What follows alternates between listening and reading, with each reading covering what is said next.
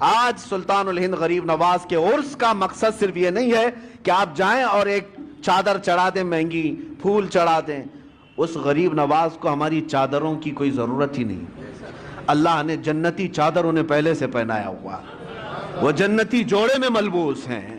ہاں یہ اور بات ہے کہ ہم عظمت شان کے لیے چادر پیش کرتے ہیں، ان کی شان و شوکت ان کی رفعت کے لیے پیش کرتے ہیں، یہ اور بات ہے، میں اس کا منکر نہیں ہوں. لیکن اگر تم یہ سمجھتے ہو کہ چادر پیش کرنے کے بعد ہی میری ذمہ داری ختم ہو گئی، یہ تمہاری خام خیالی ہے. اصل مسئلہ ان کے دربار میں چادر پیش کرنے کا نہیں، اصل مسئلہ یہ ہے جاؤ تو اپنا دل ان کے قدموں میں رکھ کر کے آ جاؤ اور عرض کرو کہ اب میں زندگی اپنی مرضی سے نہیں، آپ کے اشاروں سے جینا چاہتا ہوں. آپ کو پتہ ہے آپ جب سفر سے آ رہے تھے مدینہ طیبہ سے اجمیر، بیچ میں ایک علاقہ آتا ہے سبزوار، یہ آج کے ایران میں ہے، اور وہاں پر آپ کا قیام ہوا ایک باغیچے کے پاس، اور وہ بہت خوبصورت باغیچہ تھا. اس کے اندر ایک حوض تھا.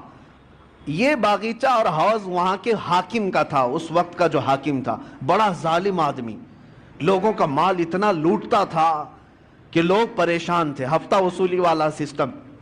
اور پھر اس کا ایسا ظلم تھا کہ کوئی باغیچے میں اجنبی نہ آئے.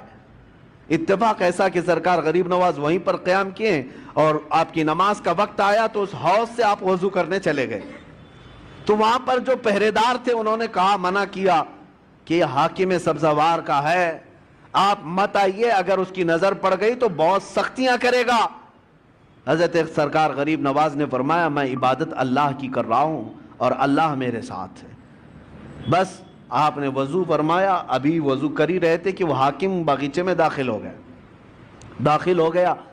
جیسی آیا اور چیختا چلاتا کہ ایک اجنبی میرے آرام گاہ میں کیسے آ گیا ہے اور کیسے یہ حوض میں پانی لے کر کے استعمال کر رہا ہے. سرکار غریب نواز نے اس کی طرف کوئی توجہ نہ فرمائی، کوئی توجہ نہیں. وہ دندناتا ہوا قریب آیا، آپ نے پورا وضو فرمایا.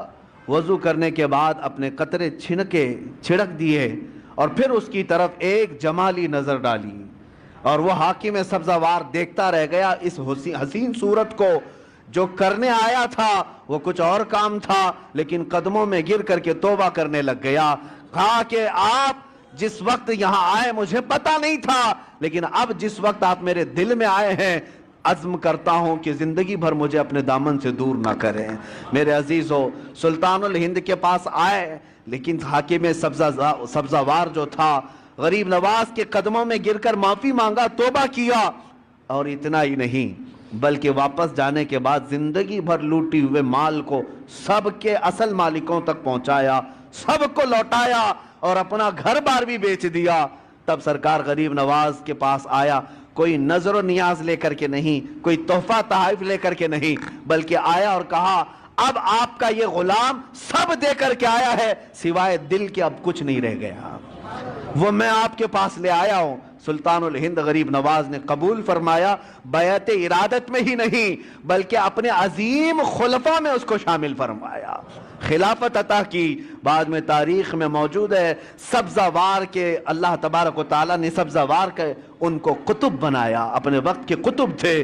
کہاں ظلم و ستم کی داستان رکھنے والا، کہاں قدموں میں آ کر کے دل دینے والا اللہ کی ولایت حاصل کر جاتا ہے. میں یہی عرض کرنا چاہتا ہوں، تم تحفے تحائف اپنی جگہ پر جاؤ، اپنا دل قدموں میں رکھ کر کے آؤ، عرض کرو کہ سرکار مجھے اپنے ساتھ لے لیں، آپ ایک اشارہ فرمائیں میرے دل کی اصلاح ہو جائے. پھر اگر غریب نواز قبول فرما لیں، یقیناً زندگی کی کایا ہی پلٹ جائے گی، ایک نیا انقلاب دیکھنے کو ملے گا. اللہ کریم اس آستانے کو سدا سلامت رکھے. اجمیر معلیٰ کے فیوز و برکات اللہ تعالی ہماری نسلوں کو صبح قیامت تک عطا فرمائے.